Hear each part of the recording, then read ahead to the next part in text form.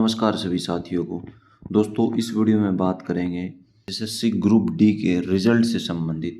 देखिए, आप सभी ने वीडियो मेरी ऑलरेडी देख ही ली होगी जब मैं चेयरमैन साहब से मिला था।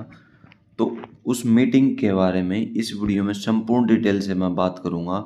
ये 5 मोटे मोटे टॉपिक बनाए हैं मैंने आप सभी के साथ में डिस्कस करने के लिए, तो वीडियो को लास्ट तक जरूर देखिएगा। एक ब्रीफ की वीडियो तो मैंने डाल दी थी अपने चैनल के ऊपर, जो मेन बात थी मैंने उस वीडियो में आपको बता भी दी थी।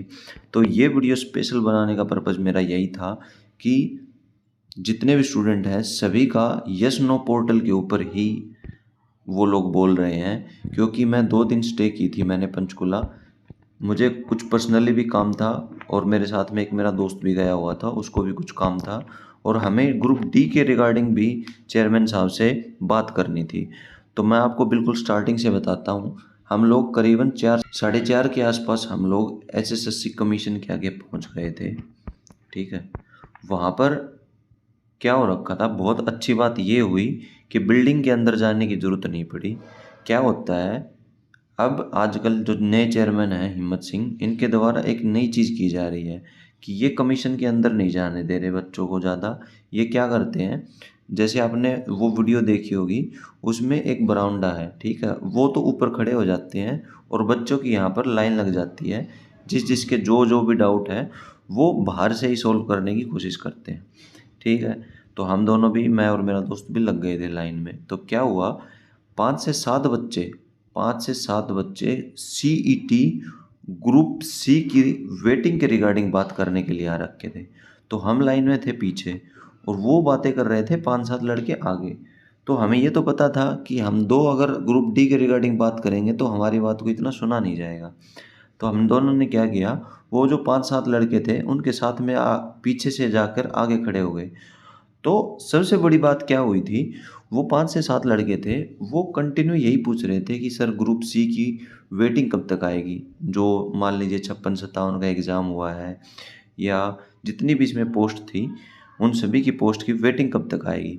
तो चेयरमैन साहब ने, मैंने अपनी खुद कानों से सुनी है ये चीज़, चेयरमैन साहब ने ये बोला था कि भाई जैसे जैसे पोस्ट खाली होंगी और हमारे पास रिकॉर्ड आएगा, वैसे वैसे हम पोस्ट को, जो बच्चे हैं जिनके कम मार्क्स हैं उनको भरते जाएंगे। चाहे हमारे पास में 10 पोस्ट का डाटा आए, चाहे हमारे पास में 15 पोस्ट का डाटा आए, हम ग्रुप सी में वो पोस्ट भरते रहेंगे। फिर मैंने यहाँ पर एक दाव अच्छा खेला, मैंने ग्रुप डी के लिए भी पूछ लिया। मैं खुद बोला कि सर क्या ग्रुप डी में भी कुछ ऐसा ही होने वाला है। तो उन्होंने बिल्कुल क्लियर कट मेरे से आंखों में आंखें मिलाकर मुझसे ये जवाब दिया है कि भाई हाँ, क्यों नहीं, अगर ग्रुप सी में ऐसा हो रहा है तो ग्रुप डी में क्यों नहीं होगा। क्योंकि सीईटी हो चुका है ग्रुप डी का, तो जितनी भी वैकेंट पोस्ट होंगी दोस्तों, वो सारी की सारी भरी जाएंगी इसी सीईटी जो हुआ है इसके आधार पर। अब वो कब भरी जाएंगी इस बारे में भी चेयरमैन ने बताया। मैंने पूछा कि सर कब तक भरी जा सकती है। बोले कि एक बार हमारे पास डाटा तो आने दो। हमारे पास जैसे डाटा आ जाता है कि इतनी पोस्ट खाली हो चुकी हैं, तब हम जो है नोटिफिकेशन जारी करेंगे। तब उन वैकेंसी के ऊपर जो जितने कम नंबर वाले बच्चे हैं उनका यहाँ पर सिलेक्शन होगा। ठीक है, अब बात कर लेते हैं new vacancy with new CET. देखिए, बहुत सारे बच्चों का यही डाउट है। मैंने सारे जितने मेरे प्रीवियस वीडियो में कमेंट किया है बच्चों ने, मैंने सारे के सारे सभी के सभी कमेंट देखे हैं। तो सभी बच्चों का यही डाउट है कि सर अगर मान लीजिए ग्रुप डी की न्यू वैकेंसी आ जाती है तो वो क्या होगा। तो देखिए, जो भी न्यू वैकेंसी रिक्रूटमेंट आएगी, जो नई वैकेंसी होंगी, वे न्यू सीईटी के साथ में भरी जाएंगी। हो सकता है वो नई वैकेंसी जो ग्रुप डी का अभी सीईटी हुआ था इसके आधार पर भी भरी जा सकती हैं, और न्यू वैकेंसी ग्रुप डी की मैं यहाँ पर बात कर रहा हूँ, वो न्यू, उनके लिए न्यू सीईटी भी लिया जा सकता है। तो अब बात आ गई कि जिनके कम मार्क्स हैं उन बच्चों का क्या होगा। तो उनके लिए तो ये जो बच्चे हैं जिन्होंने पोस्ट वैकेंट की हैं, 5,000 या 6,000 या फिर 7,000, जितनी भी पोस्ट वैकेंट हुई हैं, इन वैकेंट पोस्टों पर इन बच्चों को यहाँ पर जगह दी जाएगी। ठीक है, अब बात कर लेते हैं 10% वेटिंग के नाम से चेयरमैन को हुई चिड़न। देखिए, मेरा जो दोस्त था उसने मुझे एक बात ये कान में भी बोली कि 10% वेटिंग का पूछ। जितने भी यूट्यूब पर टीचर बने बैठे हैं आज के टाइम पर ग्रुप डी के बारे में सभी के सभी यही बोल रहे हैं कि 10% की वेटिंग आएगी, वेटिंग आएगी, वेटिंग आएगी। भाई मैंने चेयरमैन साहब से ये भी पूछा कि सर 10% की वेटिंग के बारे में सुनने में आ रहा है, इस बारे में कितनी सच्चाई है?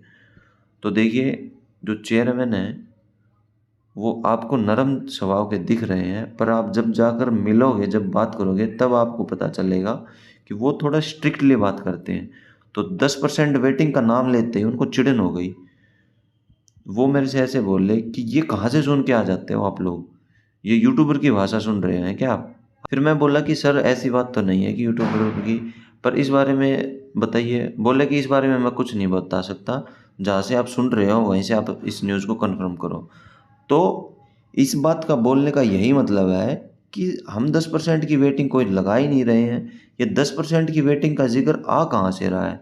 मतलब इस बात से उनको इतनी चिढ़न हुई है, चिढ़न हुई है, इसका मतलब ये है कि 10% की वेटिंग का कोई चक्कर नहीं है, कोई 10% की वेटिंग नहीं आएगी। इसी प्रकार की कोई भी वेटिंग नहीं आने वाली आपकी ग्रुप डी में, ठीक है?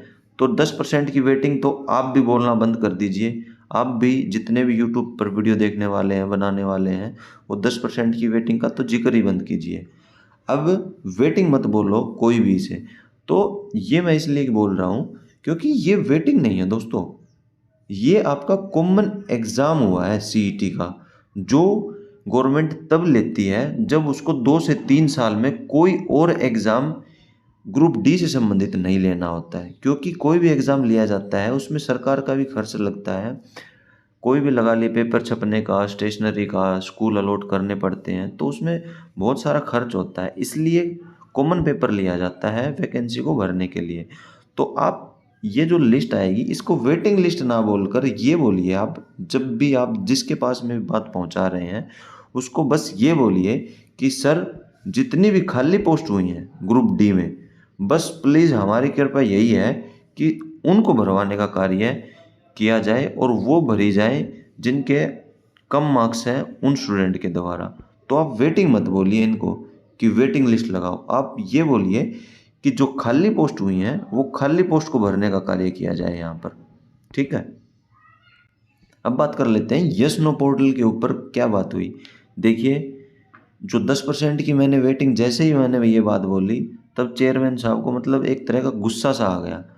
तो क्या हो रहा है कि इतने सारे बच्चे जाके उनसे मिल रहे हैं, अपना सजेशन दे रहे हैं, राय दे रहे हैं, ऊपर से हमारे पास में स्ट्रेंथ कम थी बोलने वाले की। मैं ही बोलने वाला था, एक मेरा दोस्त ने 1-2 बात बोली, सिर्फ हम 2 ही लोग थे।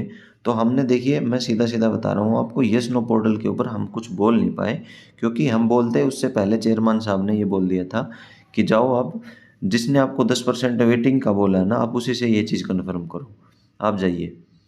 तो हम फिर क्या हुआ, वहाँ पे पुलिस वाले भी रहते हैं, तो पुलिस वाले ने बोला कि भाई आप आगे निकल जाओ, आप चेयरमैन साहब जो है गुस्से में हो गए।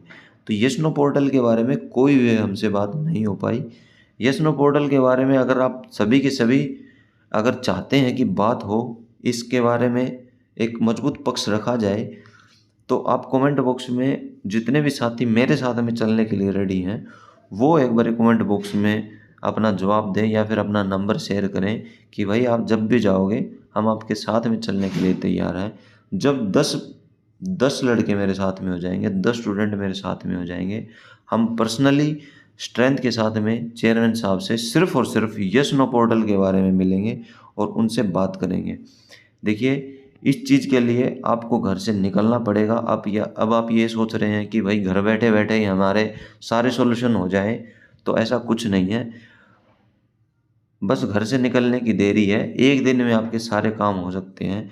यस नो पोर्टल के बारे में भी आप मेरे साथ में चलिए, हम 2 या 3 बंदे हम हो जाएंगे।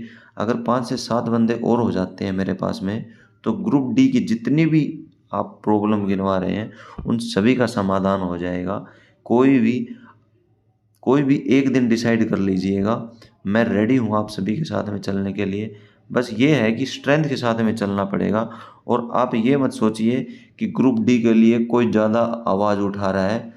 मुश्किल से 5 से 10 बच्चे कहीं न कहीं घूम रहे हैं, 1-2 टीचर हैं वो मेहनत कर रहे हैं, मैं मान रहा हूँ इस चीज़ की, पर उन सभी की मेहनत कोई रंग नहीं लेके आएगी जब तक आप सभी साथ नहीं देंगे। ठीक है, तो मेरा तो यही मानना है कि यस नो पोर्टल के ऊपर में अगर आपको बात करनी है तो आपको मेरे साथ चलना होगा। पंचकूला एक स्ट्रेंथ दिखानी होगी कि सर यस नो, हाँ मैं इतनी चीज़ आपको बोल सकता हूँ कि मजबूत पक्ष यस नो पोर्टल के बारे में इतने अच्छे से हम चेयरमैन साहब को समझा देंगे कि उनको बिल्कुल फिट बैठ जाएगी ये चीज़ कि ये पोर्टल ज़रूर लॉन्च करना पड़ेगा, तभी बच्चों का यहाँ पर फ़ायदा होगा। अब बात कर लेते हैं, कुछ यूट्यूबर जो हैं, कुछ टीचर हैं, वो बता रहे हैं कि वेटिंग ना भी आए, वेटिंग ना भी आ सकती है। तो अभी 1 से 2 दिन पहले कि क्या कल ही 2015 में वैकेंसी निकाली गई थी। 2015 में हरियाणा पुलिस की वैकेंसी निकाली गई थी और उसकी वेटिंग दोस्तों अब जाके क्लियर हुई है। तो आप ये तो मत सोचिए कि ऐसी लिस्ट कोई नहीं आने वाली है। लिस्ट तो 1,00,000% आएगी दोस्तों, पर वो लिस्ट आएगी तब जब हम सब मिलकर प्रयास करेंगे इसके लिए। जब हम सब मिलकर चेयरमैन साहब के पास में, सीएम साहब के पास में, एक्स सीएम के पास में इन बातों को पहुंचाएंगे कि आपने एक वर्डिक्ट बोली थी कि एक भी पोस्ट हम खाली नहीं रहने देंगे। तो अब जो खाली पोस्ट हुई हैं उनको भरने का प्लीज़ अभी कार्य किया जाए। सो दोस्तों, ये मेरी वीडियो थी। 2 दिन पहले एचएसएससी दफ्तर गया था, उस वहाँ पर जो जो बातें हुई हैं वो मैंने सभी की सभी इस वीडियो में डाल दी हैं। मैं दोबारा भी चल पड़ूँगा, बस आप लोगों का साथ चाहिए, आप लोगों का विश्वास चाहिए, तभी जाने में फ़ायदा है। जब कुछ स्ट्रेंथ हो हमारे पास में, जेन्युइन बच्चे जो चाहते हैं कि ग्रुप डी का रिजल्ट आए, ग्रुप डी में जितनी खाली पोस्ट हुई हैं उनका रिजल्ट आए, तो जितने भी बच्चे चाहते हैं, जितने भी चाहते हैं जॉब लगे हमारी भी, तो देखिए आपको घर से निकलना पड़ेगा, प्रयास करना पड़ेगा। अब आपको कमेंट बॉक्स में बताना है कि नेक्स्ट वीडियो ग्रुप डी से संबंधित किस बारे में बनाई जाए और क्या इस भर्ती से संबंधित हमें नेक्स्ट स्टेप लेना चाहिए। धन्यवाद दोस्तों, वीडियो को लास्ट तक देखने के लिए आप सभी का बहुत बहुत धन्यवाद।